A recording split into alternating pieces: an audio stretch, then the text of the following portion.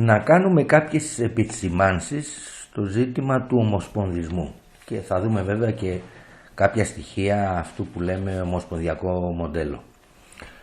Αναζητώντας στη διεθνή βιβλιογραφία έναν ορισμό, ίσως αυτός ο οποίος είναι πιο λειτουργικός και πιο κοντά στην πραγματικότητα, και μιλάμε για τον ομοσπονδισμό, θέλει να αποτελεί μια ιδιαίτερη οργανωτική μορφή, μια θεσμική πραγματικότητα που υπάρχει για να διευκολύνει τις συστατικές μονάδες μιας ένωσης στη διαδικασία λήψης αποφάσεων της κεντρικής κυβέρνησης μέσω μιας συνταγματικής κατοχύρωσης. Αυτό είναι αν θέλετε, το οργανωτικό πλαίσιο που αναφέρεται στον ομοσπονδισμό.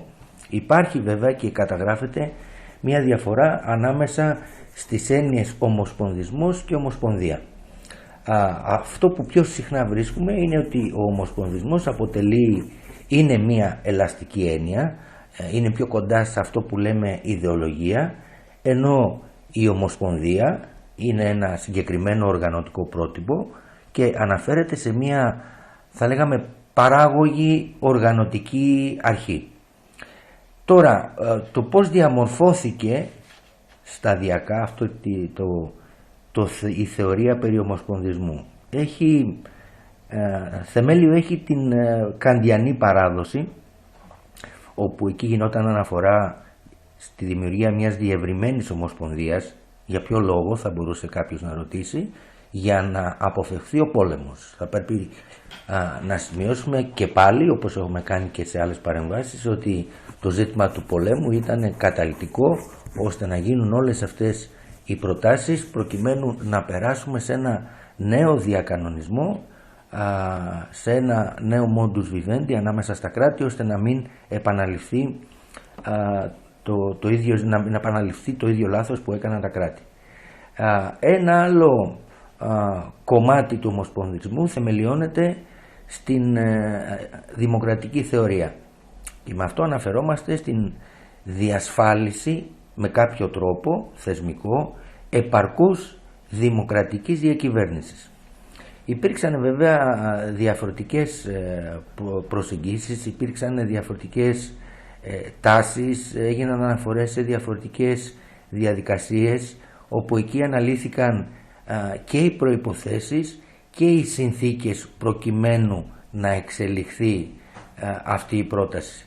Υπήρξαν μία σειρά κοινωνικών κινημάτων, τα οποία αναφέρθηκαν έμεσα ή άμεσα στο ζήτημα του ομοσπονδισμού. Υπήρξαν αιτήματα που κατατέθηκαν και αυτά θα οδηγούσαν σε κάποια μορφή ομοσπονδισμού. Το ερώτημα που θα μπορούσε να ρωτήσει κάποιος, που θα μπορούσε να θέσει, είναι για ποιο λόγο όλοι αυτοί ασχολήθηκαν με τον ομοσπονδισμό και γιατί προώθησαν αυτή την ιδεολογία. Η απάντηση είναι εύκολη και προκύπτει από την ιστορία, τουλάχιστον στην Ευρώπη, για να αποφευθούν οι συγκρούσεις. Σημείο αναφοράς ο Καντ, λοιπόν, και η προσέγγιση του έναντι της ειρήνης. Γενικά θα λέγαμε ότι ο ομοσπονδισμός ως έννοια έχει μια ελαστική μορφή. Τα πράγματα είναι διαφορετικά όσον αφορά το ομοσπονδιακό μοντέλο. Η ομοσπονδία είναι σαφές ότι περιγράφει μια οργανωτική αρχή. Προτάσεται λόγω της ιστορικής καχυποψίας που υπάρχει έναντι του κράτους έθνους και των δεινών στα οποία οδήγησε την Ευρώπη. Τι ήταν ιστορικά η Ευρώπη? Είχαμε ένα ρευστό σύστημα μεταβαλλόμενων συμμαχιών και ανάλογα με τις ανατροπές αυτών των συμμαχιών είχαμε συγκρούσεις. Υπήρχε μία μορφή αναρχίας, μία μορφή συστημικής αναρχίας. Άρα στα πλαίσια αυτού του πλέγματος είχαμε διαφορετικές αντίρροπες τάσεις, είχαμε τον εθνικισμό, είχαμε εθνικιστικές ιδέες και συγκρούσεις, αλλά ταυτόχρονα είχαμε και αιτήματα ειρηνικής υπερκάλυψης της εταιρότητας, η οποία δημιουργούσε τομές και δημιουργούσε συνθήκες σύγκρουσης ανάμεσα στα κράτη. Αυτά είναι και τα δύο χαρακτηριστικά της Ευρώπης. Η ευρωπαϊκή εταιρότητα, αλλά ταυτόχρονα και η τάση, το αίτημα που υπήρχε από ένα μέρος διανοούμενων ιστορικά να προχωρήσουμε σε ένα ομοσπονδιακό μοντέλο.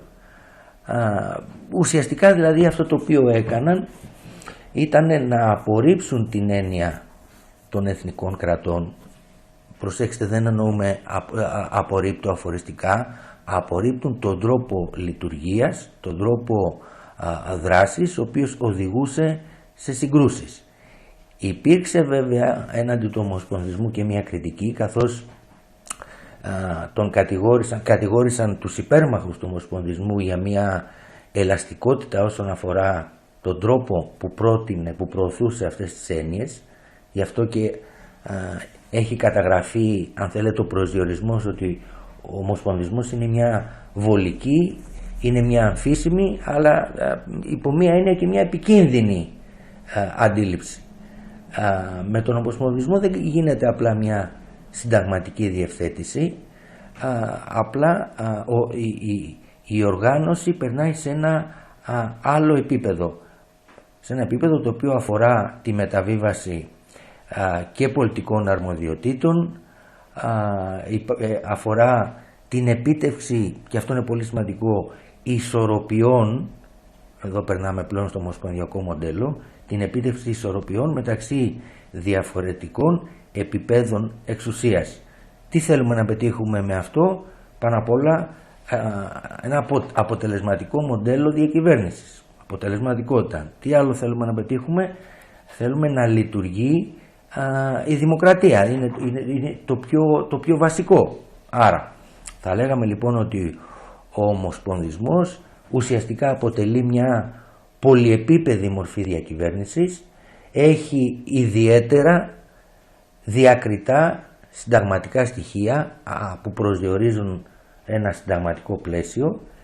Τώρα, οι συνιστώσεις αυτού του μοντέλου, οι μονάδες, οι πολιτείες, είναι σχετικά αυτόνομες και πρέπει να είναι. Έχουμε ένα παράδειγμα, έχουμε το παράδειγμα των ΗΠΑ.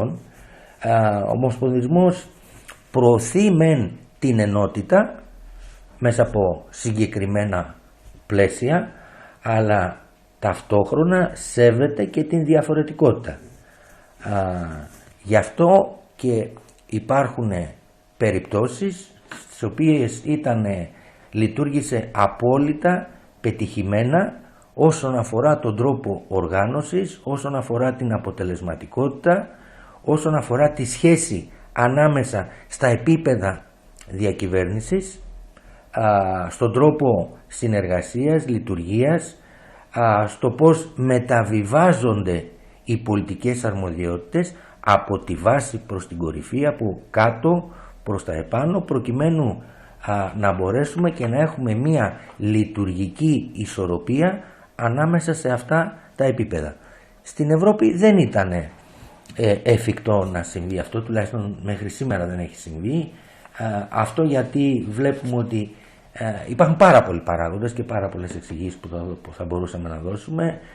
Είναι σαφές ότι το ζήτημα της εταιρότητας είναι ουσιαστικό, είναι αυτό το οποίο κρίνει σε πολύ μεγάλο βαθμό την πορεία της Ευρώπης. Γι' αυτό, αν θέλετε, και απέφυγαν οι ευρωπαϊκές ηγεσίες απέφυγαν όλα αυτά τα χρόνια να θέσουν ως στόχο στα πλαίσια συνθήκων τη δημιουργία μιας ομοσπονδίας. Δεν το αναφέρουν. Αν υπάρχει στο μυαλό κάποιον, μένει εκεί, διότι θα ήθελαν να συνεχίσει και να προχωράει αυτή η διαδικασία ολοκλήρωσης χωρίς να τίθεται ένα συγκεκριμένο πλαίσιο καταληκτικό. Είχαμε μιλήσει κάποια στιγμή και για το λεγόμενο τελεολογικό ζήτημα της Ένωσης, ότι δεν περιγράφουμε ακριβώς αυτό το οποίο θέλουμε ή κάποιοι θέλουν να πετύχουν. Ο ομοσπονδισμός έχει βέβαια σημαντικά πλεονεκτήματα. Θα λέγαμε το πιο σημαντικό είναι ότι με τον τρόπο αυτό αποφεύγουμε την κυριαρχία ενός συστήματος από μια ομάδα. Το οποίο είναι πάρα πολύ σημαντικό. Να θυμηθούμε ότι οι πόλεμοι στην Ευρώπη γίνανε με στόχο να αποφευχθεί μια ηγεμονία, όταν ένα ευρωπαϊκό κράτος αποφάσισε να λειτουργήσει ως ηγεμόνας. Λοιπόν, αυτό είναι ένα πάρα πολύ σημαντικό στοιχείο, ώστε το ισχυρότερο κράτος να μην μπορέσει με τρόπους διάφορους να κυριαρχήσει επί των υπολείπων.